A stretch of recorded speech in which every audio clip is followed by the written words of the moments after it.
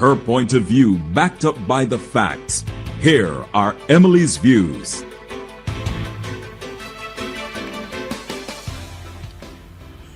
Right, so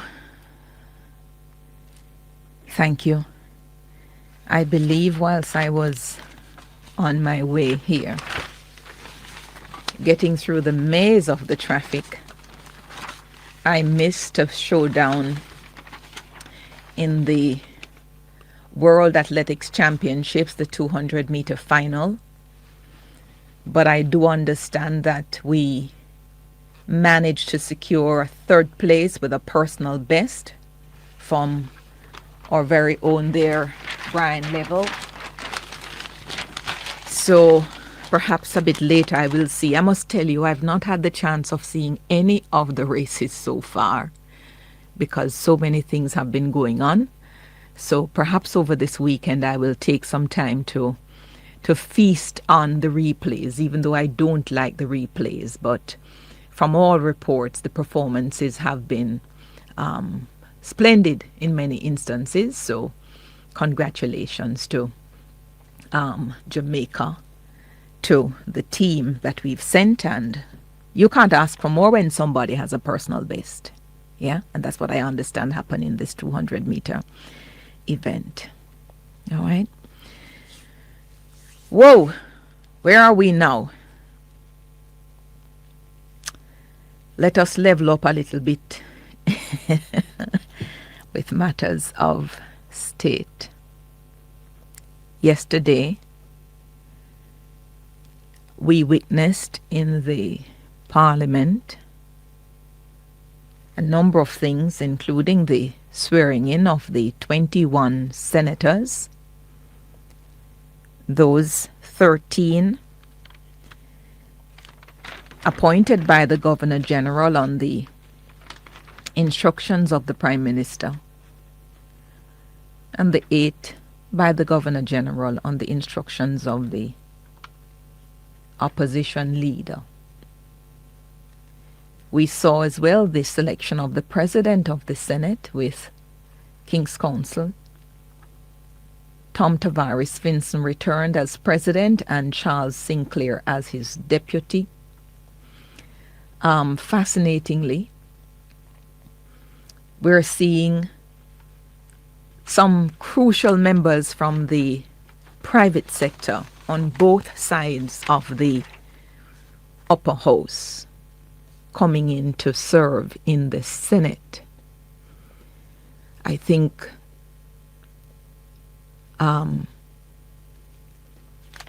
we have witnessed the late Don Webby, his contribution to the upper house of Parliament being admired, respected across the aisle. If you watched his presentations whilst he was in the upper house, you'd see the sort of deference paid to the views he gave in the Parliament. And even before him, before Nigel Clark became Member of Parliament, before he became Finance Minister, he was appointed to the Senate. And that's where his contribution to political life, as I understand it, that's where it perhaps properly commenced. And he was able to break ranks with the side that appointed him at the time. I think he was on the opposition benches, but demonstrated, as we now see, Keith Duncan, OJ, the son of D.K. Duncan, telling Jamaica that he is a free thinker. And the reason he is now in the Senate, having been elected or selected by the Prime Minister who has advised the Governor General, is because he's into service and he's not bound by any one political organization. He tells us that in all of his life he's voted for all the political parties, and I think that may be the People's National Party, the National Democratic Movement, and the Jamaica Labour Party. It's Jamaica first for him, he says, party affiliation later, and I'm putting Jamaica first. And I've watched this man serve Jamaica in so many different areas. And his output has been nothing but exemplary. And it has actually earned him the Order of Jamaica, which is just credit to the work that he has done. So I certainly look forward to what Keith Duncan will bring to the Senate in this new role. I have come now to realize that Mr.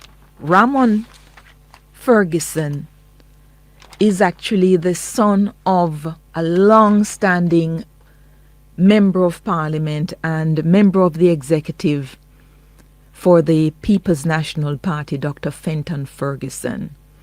And he too has come out of the private sector from Barita and is now answering the call to doing service through the Senate. There are others there, but I think looking at the whole slate of senators, I'm interested and intrigued by those choices by the two opposing parties and look forward to the contribution. Mark you, the Senate is really a place for review of laws. And I do not know how much of that goes on in the private sphere that Mr. Ferguson now occupies.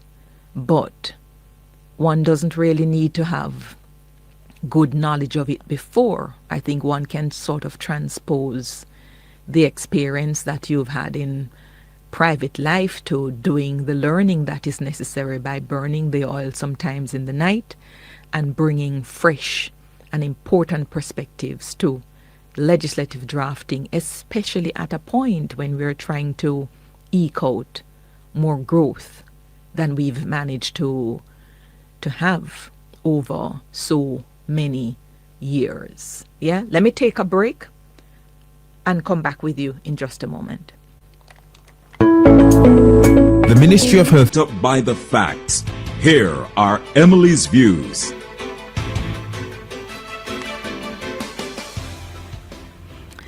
Yes, so that happened in the Senate, and over time we will come to have a look at some of the other people who've been appointed to the upper house of Parliament.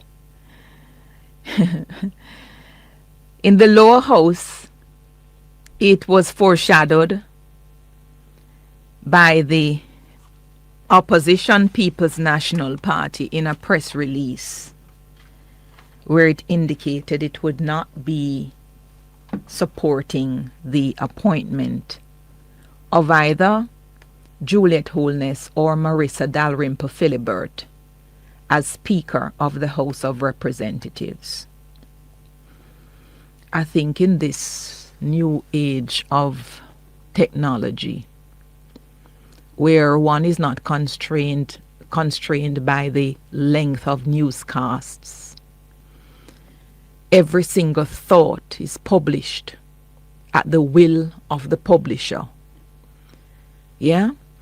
So we were able to receive this particular press release from the PNP, even though based on the standing orders, as I took some time to read for you here today, there shall be no debate allowed upon proposals for the filling of the office of the Speaker.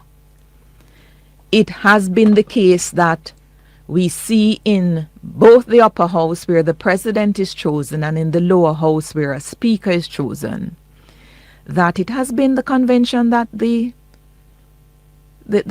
side that has the least number of members, they'd agree because there's a little huddling before the speaker is announced.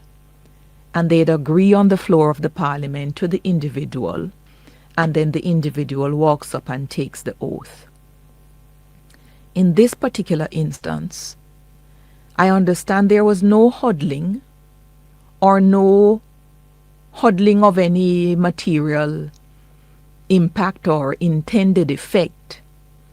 And that is perhaps because we had a press release from the People's National Party where it had completely X'd out two individuals, Juliet Holness, as I said, and Marissa Dalrymple Philibert, a former speaker who removed herself from the role of speaker and as member of parliament and then returned on a by-election. This after a report from the Integrity Commission ended up with her being charged. The matter went before court, and I believe she ended up pleading guilty and paying the fine in the court. Fascinatingly, whilst I was on my way to studio this morning, I came into a press release where a number of ministers of state are to be appointed this morning to fill ministers of state and parliamentary secretary, and that is to take place in another couple hours or so. And among the list of individuals to be appointed as a minister of state is Marissa Dalrymple Philibert, Justice and Constitutional Affairs in that particular ministry. There are 13 of them to be appointed, plus Senator Marlon Morgan is to be appointed Parliamentary Secretary in the Ministry of Education, Skills, Youth and Information. But why I've mentioned this appointment now is because, based on the standing orders, the Speaker, who is to be elected at the first sitting, it needs to be an individual who is not being a minister or a parliamentary secretary as Speaker of the House. Sometimes I'm not so sure if one is a state minister, because even when we're making reference to the individuals, we don't even say state minister. We just call them ministers nonetheless. And so it may very well be that being a state minister, which Marissa Dalrymple Philibert will be as of today, she, unknown to us yesterday, could not even have been named as a speaker. Juliet Holness, however, is not a minister, nor is she a parliamentary secretary, so it was quite open for her to be appointed. But we've had a history. We've had a trying of this particular member as a Speaker of the House before. It is a position I completely supported the first time around. I believe Mrs. Holness brought a lot of administrative clearing up of matters to the Parliament. When I watched the Parliament in previous dispensations, what I saw were a lot of flouting of the Constitution governing the matters in the House of Parliament, and that is the standing orders. And what I thought she was getting to was regulating how things got to the floor of Parliament.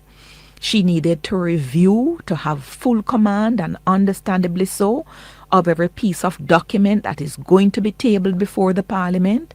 The office of the Clerk of the Houses of Parliament, there seemed to have been some synergy between the clerk and the house, and there are more people that were being brought in to people the back rooms of the Parliament, the desks of each member, getting their file with their papers so they can read, and also they're asked to leave the files at the end of each sitting so the file can be populated with documents for the other sitting. But there was a need to go back to the standing orders, and I believe that she was bringing that sort of organization and enabling to the Parliament like no other speaker before her, in my view, was doing. A bit of issue came in, and it's not an issue that has gone away.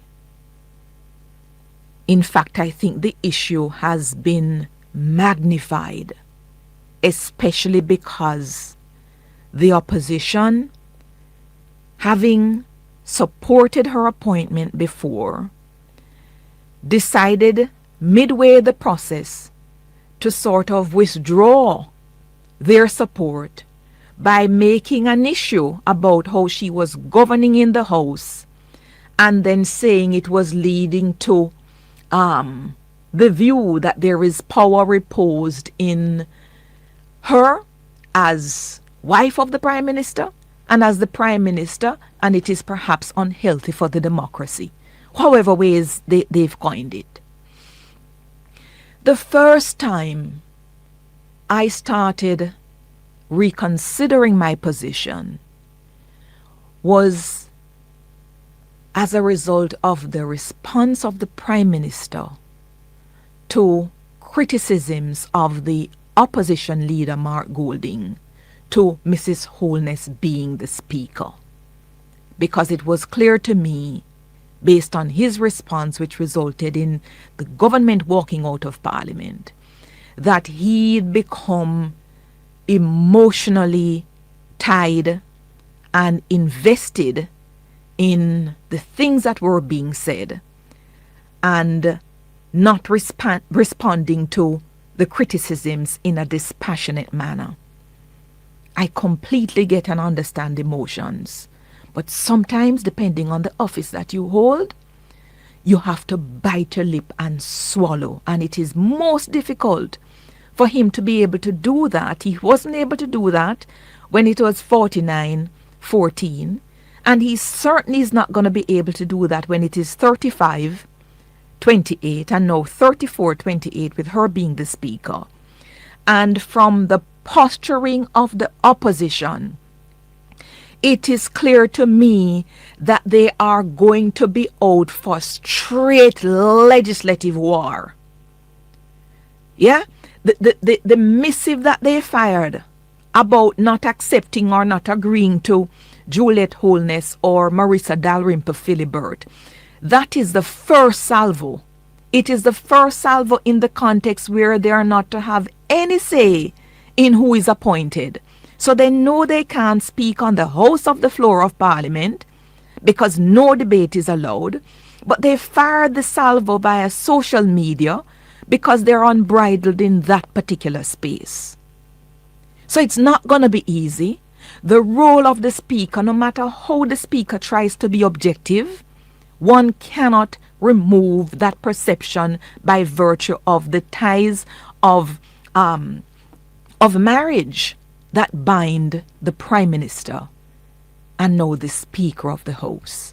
I don't think the criticisms about the tabling of the reports and the timing of the tabling of the reports, I don't think that those are really fair, because I have watched matters going before the House, except for the time when there was this bit of a space because the Speaker was considering when reports from the Integrity Commission or from the Auditor General or from other bodies and so forth should be tabled based on the standing orders, and that took a time for the opinion to be published. And when the opinion was published, there was a lot of furore in the public about the meaning of it and whether it's appropriate. But on the whole, I think based on the days when Parliament sat and the time when reports came, the timing was fair. The timing of report, there was no lull or no lag between the date when the reports were sent and the dates when the reports were actually tabled. I think we ended up being in a frenzied state because every single time the Integrity Commission released a report, sent a report to Parliament rather, it sent out a press release telling us that it had sent the report to Parliament, and in some instances, the time when the report was sent to Parliament, Parliament was not going to be sitting, and where it couldn't be tabled in the lower house because Parliament was not sitting, then the upper house tabled the report. But we were in such an election cycle for the last 2-3 years that everybody expected that a report going to the Parliament from the Integrity Commission related in one way or the next to this so-called illicit whatever number, and we all got into a frenzied state to the point where accusations are now being made that reports were not being tabled on time. I don't agree with that. But the handicap which was there is not erased.